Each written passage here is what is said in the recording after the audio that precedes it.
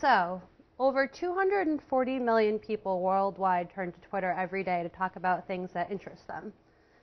Being a university on Twitter is about creating and capturing these conversations. So throughout this workshop, I'll be using some terms unique to Twitter. There's a lot of lingo that's commonplace within the Twitter communities, so it'll be helpful for you to become familiar with this terminology. The first term we'll talk about is a Twitter handle. A handle is also known as a username. This is how you'll be found on Twitter. One more thing we'll note about a handle is preceded with the @ symbol. The second word we'll talk about is a tweet. A tweet is a word used interchangeably as a noun or a verb on Twitter. Tweet is a short message published by a person or a company that has a profile. It's associated with the username, can contain a photo, a video, links, and up to 140 characters. So the act of sending a tweet is called tweeting. The next word we'll talk about is following. So following someone on Twitter is basically subscribing to that user's updates in your timeline. You begin following by clicking the follow button on anyone's profile. So right here it says following, but if I hadn't been following that person, it would say follow. You would click on it, it would turn blue, and you would become a follower of that person. So a follower is someone who has chosen to receive your updates in their timeline. So the difference between Facebook and Twitter right here is that 100% of the things that you post on your profile will go to your followers. Facebook likes to pick and choose which things they think will interest you. But again, Twitter will show your followers 100% of the things that you're talking about on your timeline. So the next term we'll talk about is an @reply. @reply is when you join in on an existing conversation. So an example of that right here is there's a tweet. You click this reply button, and this screen will prompt down here. And the first thing that'll come up if you're @replying is that person's handle. So it'll be the first thing in your tweet. Then you would just simply click tweet, and that would be your @reply to that comment. The next thing we'll talk about is a direct message. This is the only way on Twitter that you can have a private conversation. And you can only send direct messages to people who follow you and people that you follow. The next word we'll talk about is a mention. A mention is when you want to bring a tweet to someone's attention, but you want all your followers to see the message. So this is an update that contains an @username. And all these mentions are collected by Twitter and put into your notifications section. So if you're on the Twitter homepage, up here it'll say Home, Notifications, Message, and Discover. If you click on this Notifications tab, these two will pop up right here in the fields on the left, in the top left. You click Mentions, and that's going to bring you to a feed every time somebody mentioned your handle. So here's some examples of mentions. ISC, right here, what a gorgeous sunset tonight at Eastern CT State U. So this is my handle, my profile handle, so it tagged us and it went into my mentions feed. So a hashtag. Hashtag is any word beginning with a pound symbol. People use hashtags to reference a specific topic, and by clicking on a hashtag, it'll take you to search results for that specific term. So we'll talk a little bit more about this, but an example, if you're going to email somebody asking for a tweet like, at least make sure you know that person. Hashtag just saying. Okay, here's some more examples of hashtagging. Hashtag teaching, hashtag EDU, hashtag bullying. So if these were in a tweet, you would just simply click on them, and it's going to bring you to a filtered result of anyone using that hashtag. Now we'll talk a little bit more about that, so don't get worried. So the next word we're going to talk about is an RT, or a retweet. A retweet is the act of passing along someone's tweet into your own feed. So it's a way of refreshing something or letting somebody know that you agree with what they said or you found it interesting. They'll continue to receive credit for the tweet, but it'll appear in your timeline. So right here I found this photo interesting, so I decided to share it on our Eastern CT profile. This was somebody who was in our last workshop. Something that involved the Movember movement, growing a mustache to promote men's prostate awareness. So I retweeted this, and went to my timeline and all my followers saw it. So now getting started. If anyone has a Twitter profile, they can go ahead and log in, or if you'd like to create one, this is when we're going to go ahead and take that opportunity to do so. So you want to go to www.twitter.com, and the screen that should prompt up should be the one that you see up there.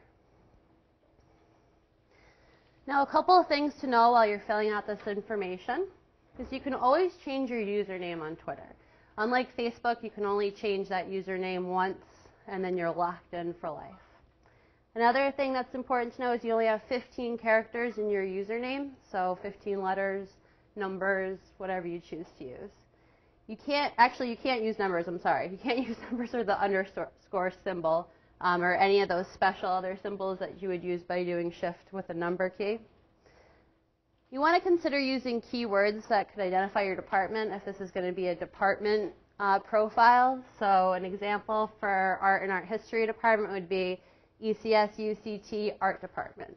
Now I know that we've also been told over the past couple years, do not use ECSU.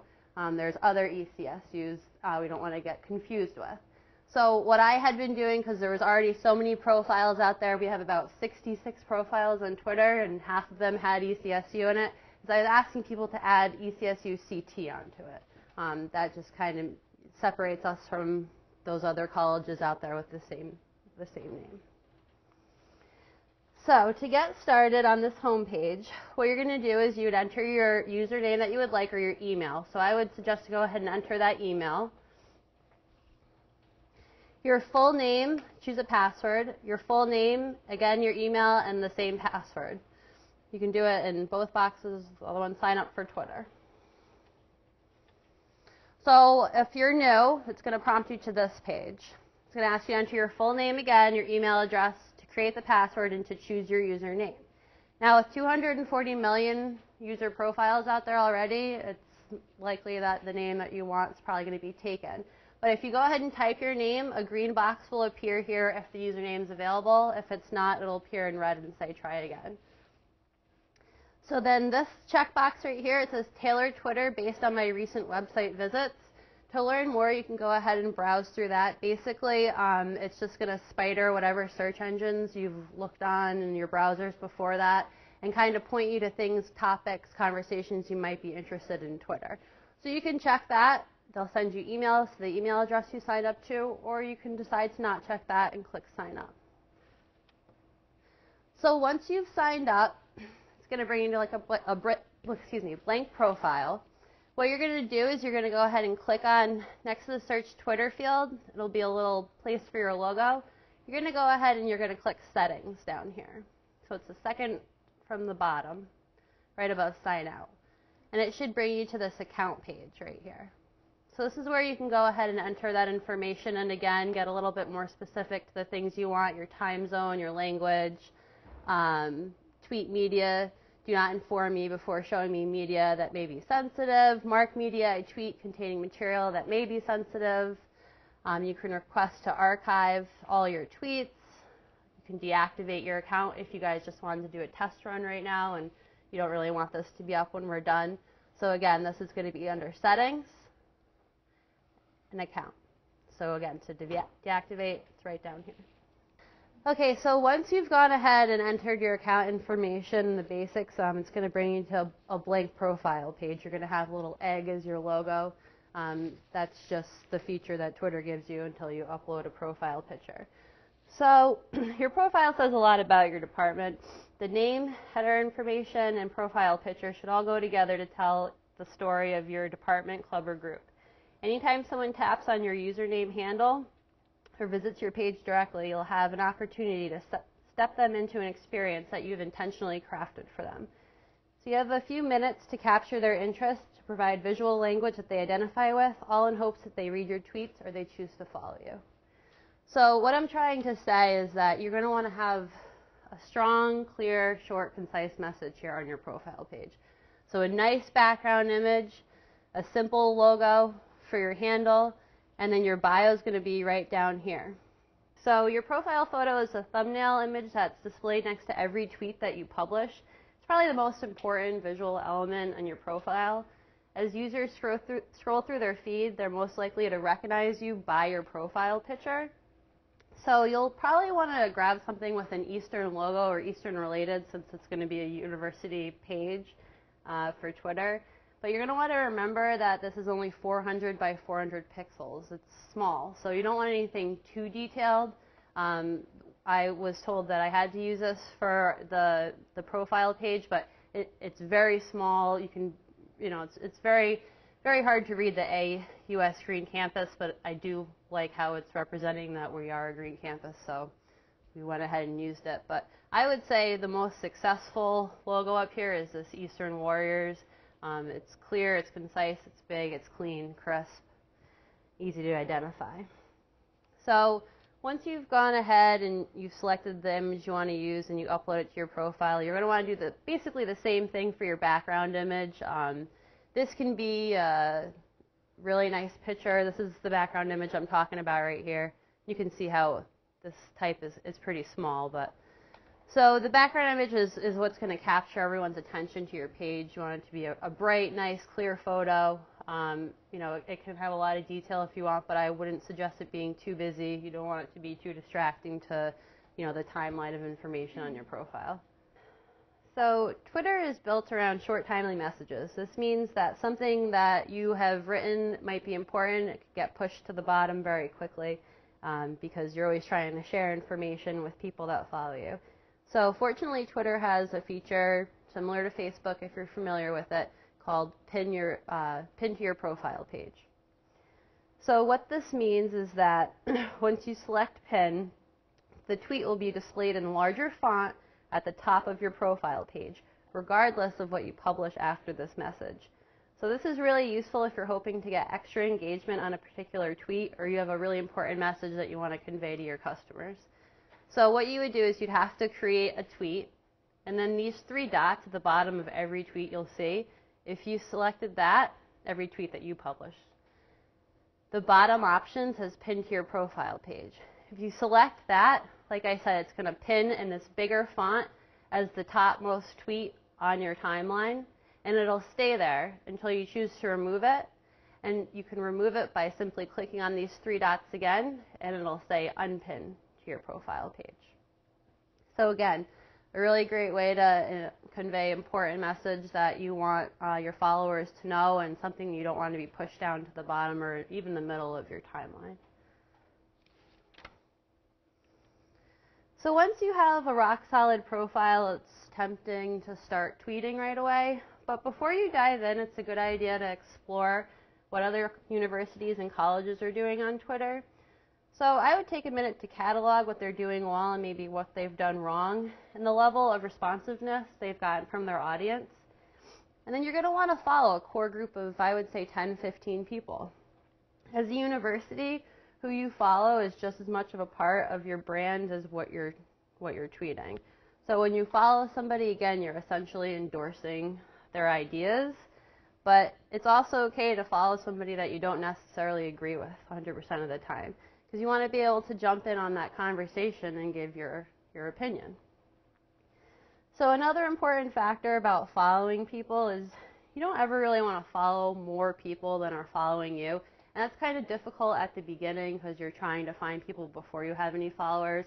But a rule of thumb on Twitter is to always kind of stay under your follower number, or the following number, so that way you don't look spammy. So say, about 10 people are following you, or 10 people, you're following 2,000 people and you only have 10 followers. You're going to look spammy compared to somebody who's only following 10 people and has 2,000 followers. Does that make sense to everybody? Yeah, okay. So just so you guys know, Education Nation, they always post a lot of really great things. I love USA Today College. Another really great handle is Libby and Art. They constantly are talking about liberal arts education. New York Times is another great one, even the Hartford Courant. So back to hashtags. Okay, so hashtags are a way to explore trends, concepts, find information, and increase the reach of your tweet. Many conversations on Twitter involve a hashtag, especially those that are meant for a larger audience. It's a unique way of categorizing a phrase, a word, or any kind of content. By applying a hashtag, you're essentially linking your tweet to a particular term, an event, or even a location. So hashtags, again, they increase the discoverability of the content on Twitter. So you could be talking about something, for example, that you love, and you say, I hashtag love my droid. Okay, that could have nothing to do with someone saying, I hashtag love my daughter, but your pictures are going to show up in the same hashtag filter. Okay? So an example of this hashtagging. When the Apple hosted their press event launching the iPhone 6, people from around the world gathered and started hashtagging #iPhone 6. Whenever the event had a technical glitch, the phone had an issue, or something important was going on, people were able to view tweets from around the world on this one single hashtag to identify the problems and quick resolutions. So again, you can join in on an existing conversation, you can search for an existing conversation, and you can use a hashtag as a quick and effective way to put your tweet in front of a large audience. Does everybody kind of get the whole hashtagging concept maybe a little bit clearer now?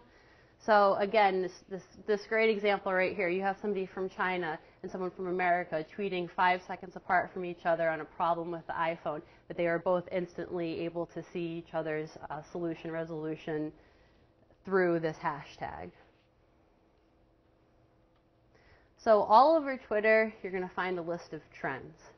So what this means is on the left or on the right-hand side right here is the search bar, search field. You can go ahead and type in anything right now. I would encourage you to just try this out. Anything that interests you, put the pound symbol in before that and click enter. So what's going to appear once you click enter is it's going to show you the results for your hashtag that you searched for, and it's going to give you everything, as you can see right here in this top left corner. Now you can filter what you were searching for by clicking on these different fields.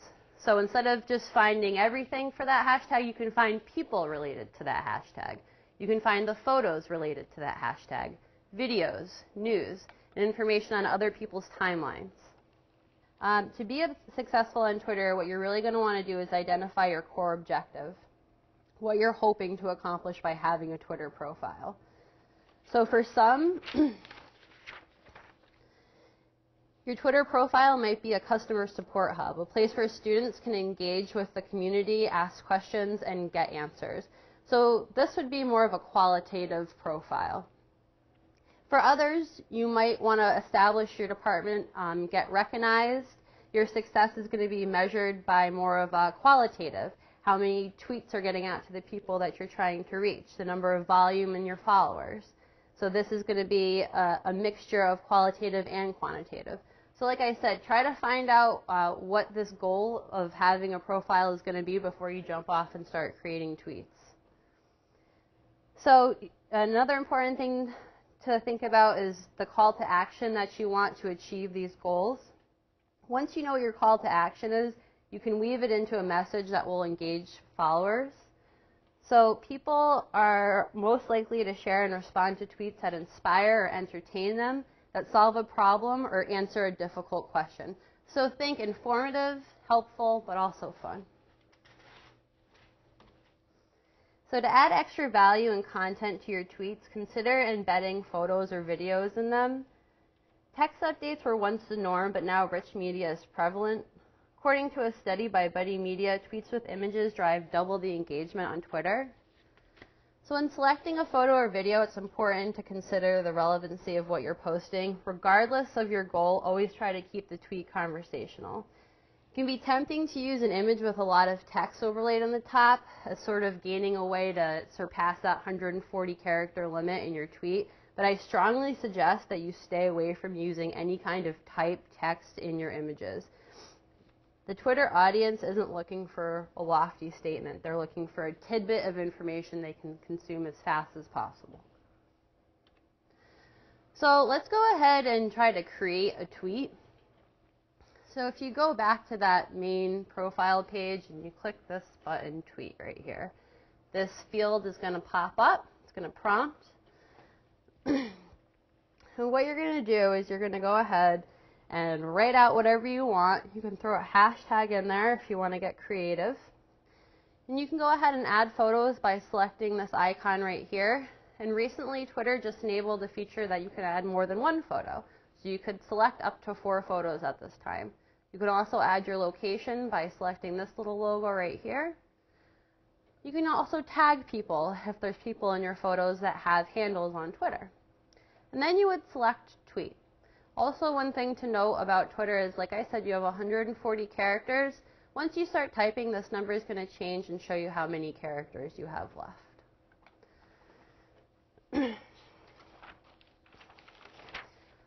So if you're looking to integrate a video, what you would have to do first is host that video on something like Vimeo or YouTube. Go ahead and grab that URL, which you can see right here, and then paste it into that same compose new tweet box. And it'll automatically link a thumbnail of the video right below, and people can click on it and view it right from your timeline. Or they can click on this link and view it right from whatever URL host you have. So when you're just starting out, building a tweet schedule will help you maintain consistency and a healthy volume of tweets necessary to grow your followers. So where I am right now is ads.twitter.com. If everyone could go to that URL, it'll bring you to this screen. So this is a child of the Twitter parent, but it's not in your Twitter profile. So it's ads.twitter.com.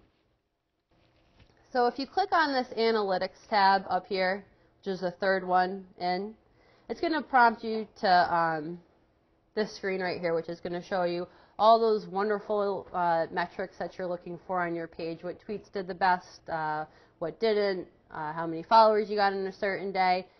You can go ahead and select a week time range right here, and it'll show you the different weeks. If you've had campaigns, you can go ahead and select those right here. All you have to do is click update and it'll show you that information. So again, to create a tweet, you can do so from ads.twitter.com by going into your creatives. You can just go ahead and type out a new tweet, and then you can go ahead and click down here on scheduling, choose custom, choose the date, and choose the time, then choose scheduled tweet. So this is that Twitter metrics that I was talking to you about. So if you clicked on the analytics, once you guys had your profile up and running and you've gotten some engagement, this is what it's going to end up looking like. So it'll tell you how many impressions you got for a specific tweet, how many people engaged on it, what your engagement rate is. It can give you, it'll give you a 1 month time frame. Right here it just said 28 days, but you could do up to 30 days, 31 days. And then also you can export all of this data into a CVS file, which you could pull up in Excel if you wanted to get a little bit more specific and saving metrics and comparing months back and forth. Going and making a list of keywords that you want to search for will help you find conversation and handles that you're going to be interested in following, and see what kind of things you're going to want to start talking about on your profile. So right here, I searched for liberal arts, clicked on photos, and it gave me a bunch of great photos. I would go ahead and click on the photos. It'll show me the handle of the person that wrote that photo. Go ahead and follow them for a week, see if I like the things that they're posting. If I don't, I'll unfollow them. But I probably follow a new 20, 30 people every week, watch them for a week, and see if I like what they're doing, and then unfollow them or I keep them. So this is that advanced search option that we had been talking about before. So what this is when you search for a word, a term, or anything, and all of these different filters pop up, if you click on the advanced search, you can only do this after you search for something, this screen's going to pop up. This is really great because it'll help you narrow down information you're looking for that exists in the Twitter sphere. So in these different fields, you can type in searching for any of these words, any combination. You can search for an exact phrase. You can search for none of these words, so if there's something out there that you know uses that word a lot and you don't want any information from that brand or business, you can go ahead and block that, if you will, in this field. You can search for hashtags by language. You can search for what certain people are doing, search places, search a post that was published a certain day. Say, you remember that there was this great tweet out there, you remember who it was by, you remember what they were talking about, you remember the date. You can go ahead and search that right there, and just click search, and it's going to give you that really narrowed advanced search you're looking for. So the next thing I want to talk about is Twitter cards. So to do a Twitter card, you're going to have to be in ads.twitter.com. This is a lead generation card. It's just a type of Twitter card that I use. Right now, they're free. So I would really recommend taking advantage if you're going to go ahead with Twitter with these lead generation cards. It's basically a way to get out there and advertise, but for free. So these cards, they let you take tweets beyond the basics. By attaching a Twitter card to your message, you can let users interact with content directly from your tweet. And you could actually get information from the users once they click on your call to action button. So this is an example of a lead generation card. This is just a tweet. 41% of users buy more after getting a personal offer, so on and so forth. So they turn this into a generation card. What this goes ahead and does is it adds a call to action button so you can send people somewhere off of Twitter.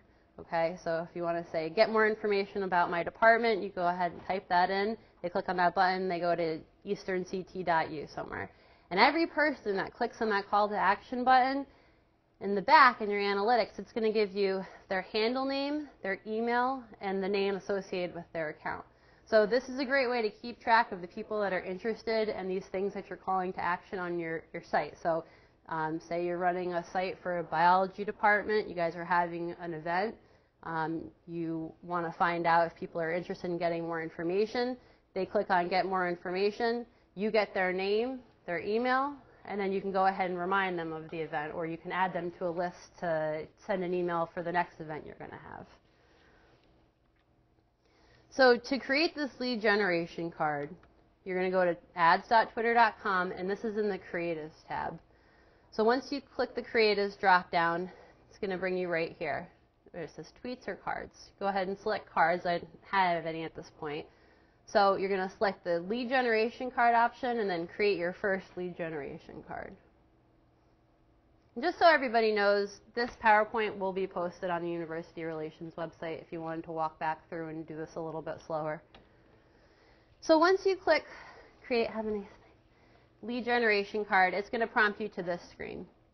So right here in the topmost field, it's going to say provide a short description for this card. So right here in the grayed out, it says sign up for a free 30-day trial. Then right here, you can add the image that's going to appear on your card right here. Once you add the image, it'll give you a little thumbnail version of what that's going to look like. This box, really important down here, your call to action. So sign up now, get more information here, visit our website, so on and so forth. So this right here, explain your privacy policy must be explained to user's data. So if you wanted to add a privacy policy, a fallback URL just in case you're updating your website like we are and you want to make sure that they have a live link, you can give them another option right here. So below that, your destination URL. So this is where they're going to go after they've submitted on the call to action button. So wherever you want to send them on the website. And this is your post submit message, so thank you for visiting our Twitter page, or thank you for clicking this button. If you don't have to fill it in, but if you want to give them a thank you response or something, that's where you do your post submit message. So below that, this is the last little area of information you'll need to know about is the data settings.